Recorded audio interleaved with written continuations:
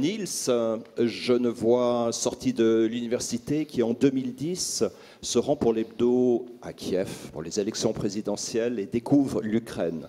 Il en tombe littéralement amoureux, décide dans la foulée de s'installer à Kiev et de commencer un travail au long cours, notamment sur la ville de Slavoutitch, dans le nord de l'Ukraine, une ville nouvelle qui a été construite spécialement pour les travailleurs qui œuvrent à la confection du sarcophage de la centrale de Tchernobyl.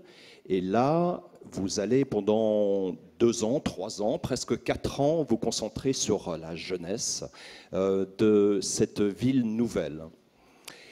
Vous êtes maintenant à mi-chemin un peu entre Kiev et Genève et il y a une question que je voudrais vous poser. Vous étiez l'an dernier ici, promu comme l'un des jeunes Suisses qui construisent l'avenir de la Suisse. Mais très concrètement, dans les faits, comment on fait en fait pour bâtir la Suisse de demain? Eh bien c'est simple, on part vivre ailleurs. Plus sérieusement, on doit apprendre à surmonter sa peur du futur. On l'a déjà entendu un peu tout à l'heure. Il faut s'émanciper de ces frontières mentales qui sont censées nous protéger, mais qui peuvent aussi nous enfermer dans des zones de confort. Ça, c'est une des choses que j'ai découvert durant mon dernier projet photo, et ça a littéralement changé ma vie. En 2012, j'ai commencé à photographier la ville ukrainienne de Slavoutitch. C'est la ville construite par les autorités soviétiques après l'accident de Tchernobyl pour garder des travailleurs à proximité.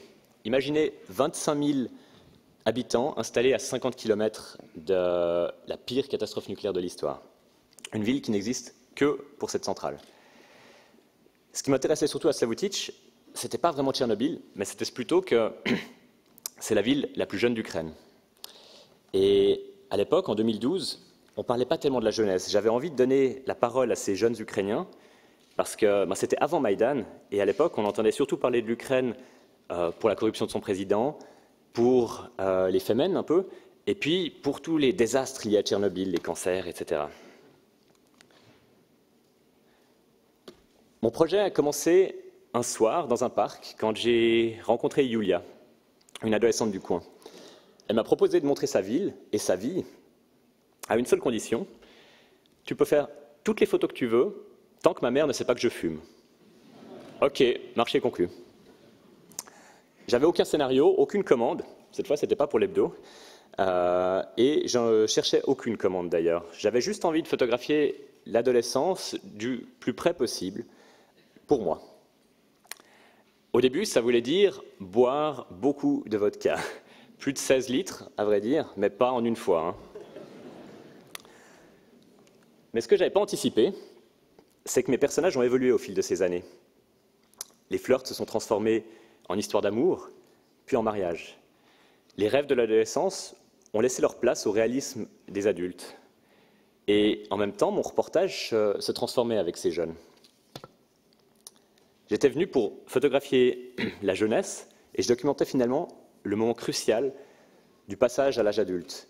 Le moment où on décide ce qu'on veut faire de sa vie, où et avec qui. Une aventure humaine par laquelle on passe tous et où on est tous déjà passés.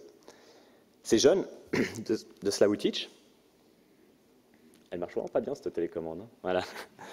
Ces jeunes de Slavoutitch, en construisant leur futur, ils réparent aussi les erreurs de leurs parents. Ils travaillent tous à Tchernobyl, mais plus pour produire de l'électricité. Ils travaillent à construire un monumental sarcophage qui, l'année prochaine, sera achevé et va nous protéger pour le siècle à venir des dangers de ce réacteur qui est encore terriblement instable. Mais surtout, en me laissant observer leur transformation, ces jeunes m'ont donné une leçon. En 3 ans, j'ai vu Yulia chercher l'homme de sa vie, le trouver, s'installer chez lui, se marier et puis divorcer. Elle a aussi changé de boulot pour commencer à travailler à Tchernobyl, tout comme la plupart de ses amis. Un tas de décisions très importantes, mais qu'elle a prises sans trop se poser de questions. Et moi, ça me semblait un peu absurde au début. Et puis, j'ai commencé à réfléchir à ma propre vie. En bon Suisse, je passais mon temps à penser au futur, mais j'ai remarqué que je pensais surtout à tout ce qui pouvait apporter de mauvais. Regardez, je suis désolé, monsieur Thiam, combien on dépense en assurance, combien on épargne, combien de garanties spéciales on achète à chaque fois qu'on s'achète un ordinateur. On pense toujours au futur, comme d'une succession d'accidents ou de trucs qui ne vont pas fonctionner. Et c'est dangereux, parce que plus on pense en termes de risque, moins on fait de choses, on n'innove plus. Et donc, inspiré par ces jeunes Ukrainiens, j'ai décidé l'an passé qu'à 28 ans, j'étais un peu trop jeune pour être conservateur. Je suis donc parti m'installer en Ukraine pour documenter les changements de ce pays le plus près possible.